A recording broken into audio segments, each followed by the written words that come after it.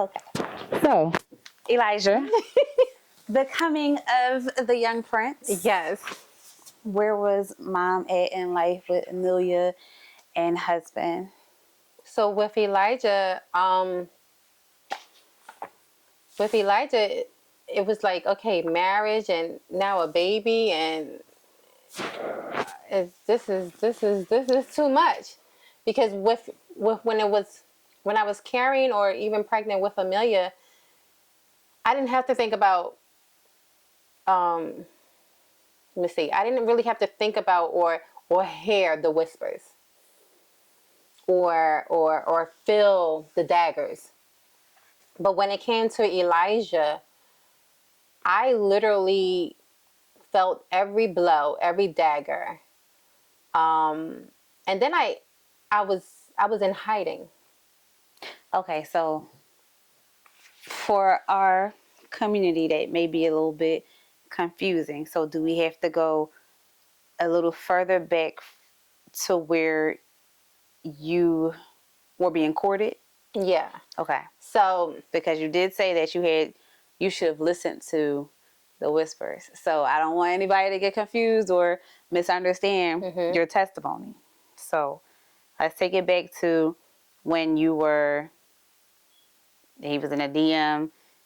I done fixed your plate of salmon. I got your nails done. I got your nails done. I done sent you roses and whatever. And no, that is not all it takes to get somebody's panties or get them pregnant. Right. So let's be very clear about that, because it was time. Because right. before even the thought of Elijah, I started falling for him. I started falling for my husband. And I started falling for him. And in the midst of falling for him, I backed away. I got scared. I don't know if it was the fear or it was the pump your brakes. You know, I see things ahead. Pump your brakes. You know, you're moving too fast. And now it was definitely pump your brakes. You're moving too fast. That's your interpretation of it. Yeah, because everything was just so perfect. Mm-hmm. It was constant dates. It was. I remember when I walked away from him. I told him, because we met August 4th. He made it official August 21st. That's in a few days. Okay. 2 weeks. Yes, in 2 weeks. 2 weeks. In 2 weeks, like, I ghosted him. Mm-hmm. When I say ghost, wasn't answering phone calls, nothing. I ghosted him. And when he finally got in contact with me, he was like, "What's wrong?" I said, "I can't do this." Because I told God that I did not want to be in another any old thing.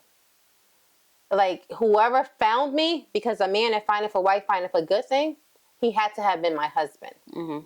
And he said, "No, you are my wife." He said, "I'm going to court you from this day forth." From the 4th or from the 21st? Well, he said he knew from the 4th I was his wife. Okay. So from the 21st, he wanted to make it known to me. Okay. That he knew. Mm-hmm. That you was. But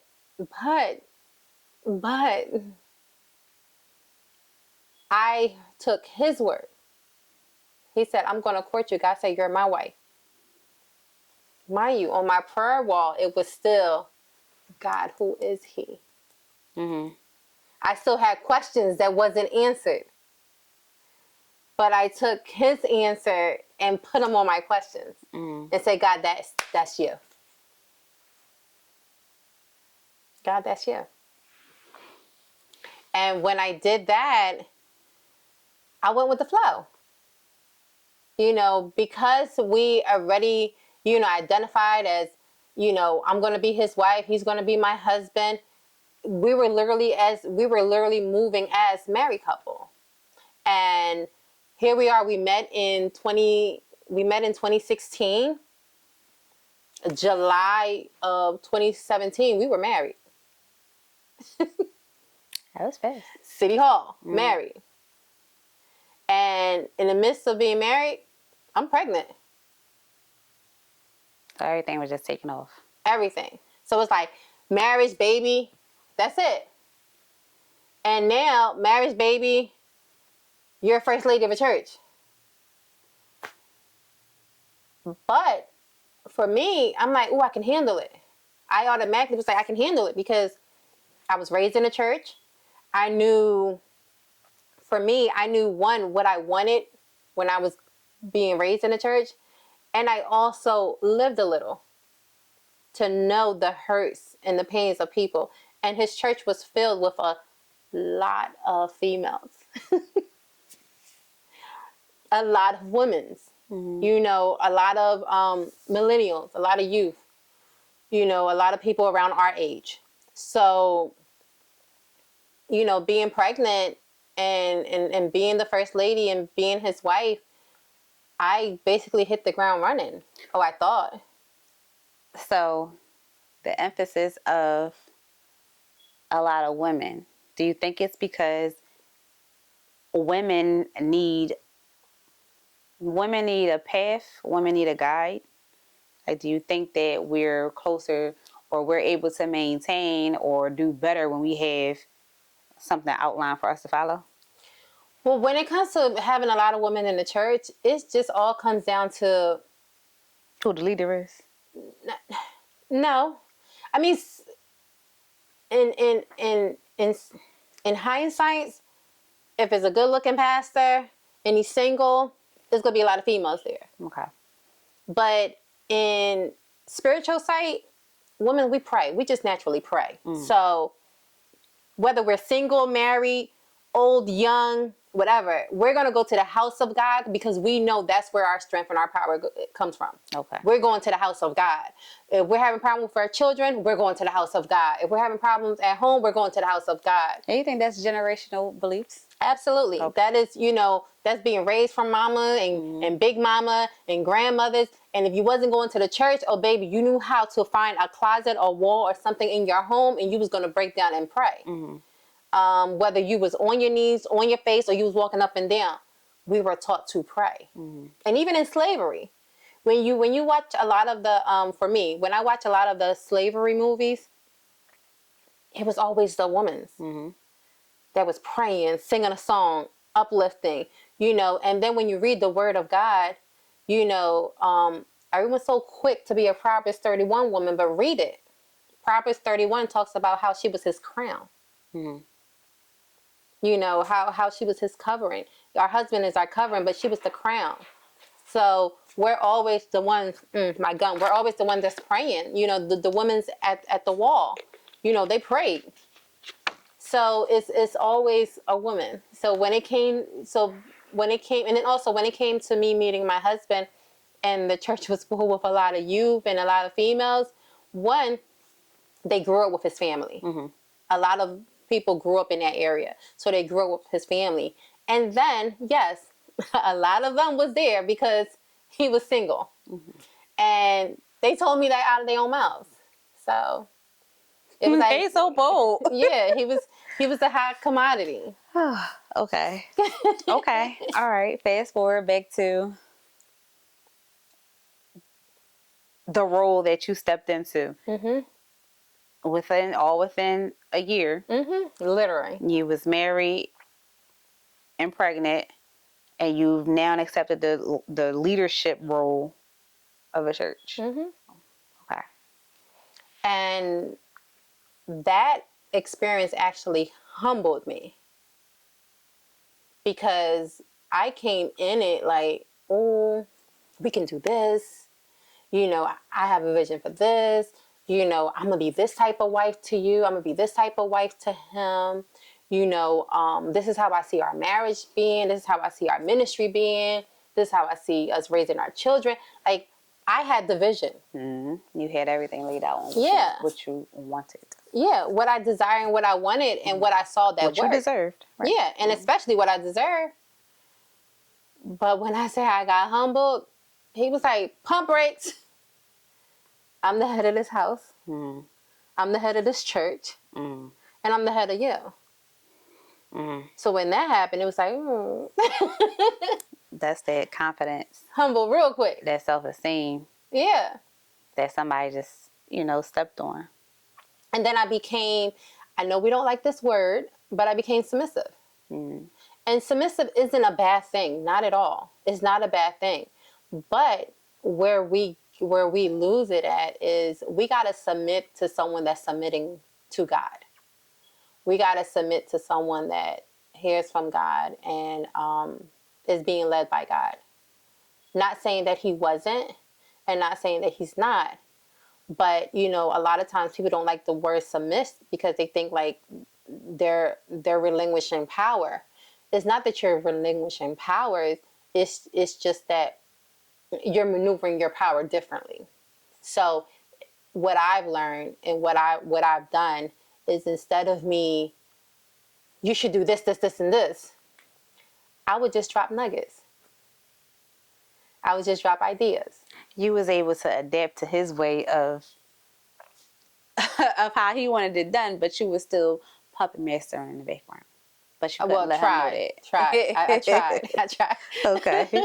I tried. Some of it came into play because like some of the ideas I did drop, then I'll hear it like weeks later, like, what you think about this? And I'm like, you know what, I think that's a great idea. Mm-hmm. You know, I said that about Even 4 though I weeks said ago. it, yeah, right? Yeah. Like, even though I said it, but yeah, you know, and it was just different because when it came to the birth of our son, I think, and I mean, it's going to be in my book, so I think that if it wasn't for my son, I probably wouldn't have got married as quickly as I got married. Mm-hmm. So you found out you was pregnant and then you guys got married? Mm-hmm. Okay. And is that because it was first comes the marriage and then, Mm-hmm. okay.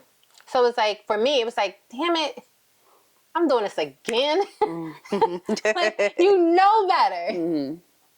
You know better. So it was like, okay, God, I'm going to make it right. Mm-hmm. I'm going to make it right. Mm-hmm. And we got married. And even though we were already engaged, we just moved the wedding quicker.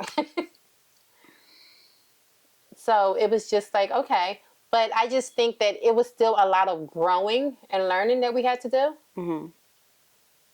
And I think if we would have grew a little bit more and learned a little bit more, who's to tell? I'm not saying that we probably wouldn't have got married, but I don't know.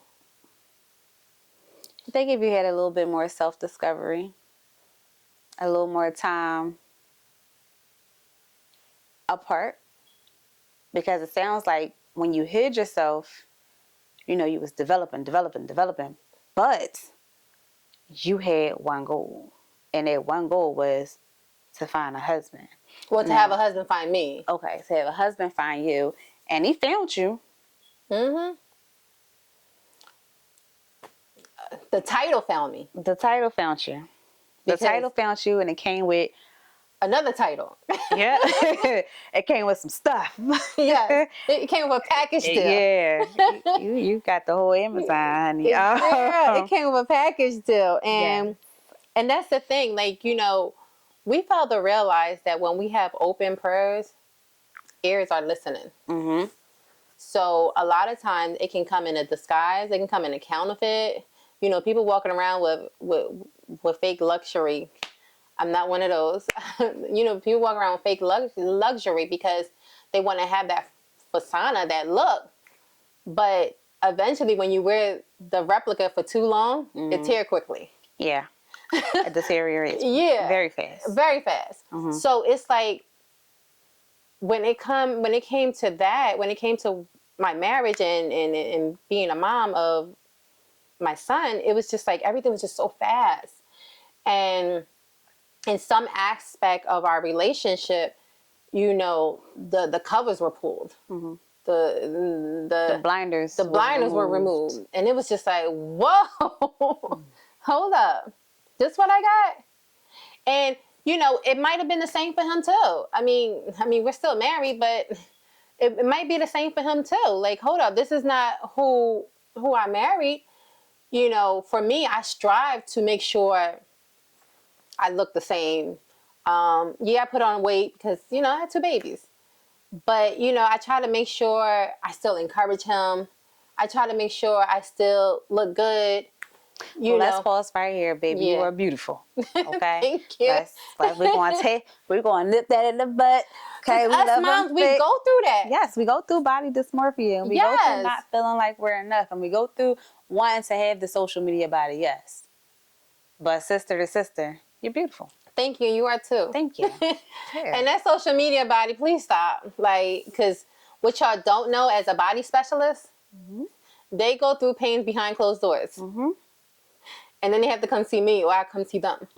So be mindful of wanting the social media body because it comes at a price. And if the price doesn't come right away, oh, it's down the line. Y'all better watch the K Michelle special. Okay. You know. That's a gem. Yeah. But, you know, when it came to Elijah and being pregnant with Elijah, I also went through depression. I also went through another suicidal attempt. Who Elijah is now is everything I felt during the pregnancy.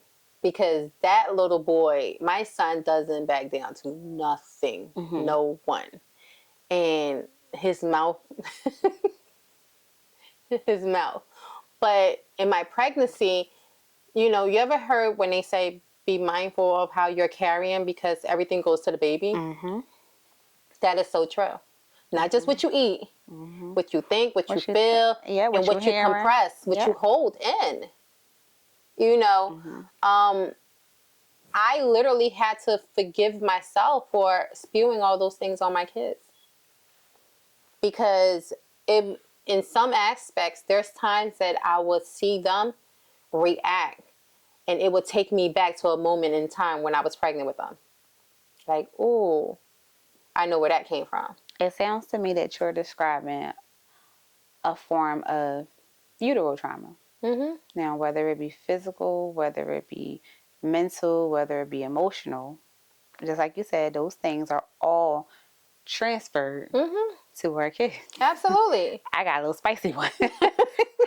She just pranced on around here like she don't hear enough, and she's ignore the shit out of you. Like that's it. Then the other one be like, she just, I'm here. Yeah.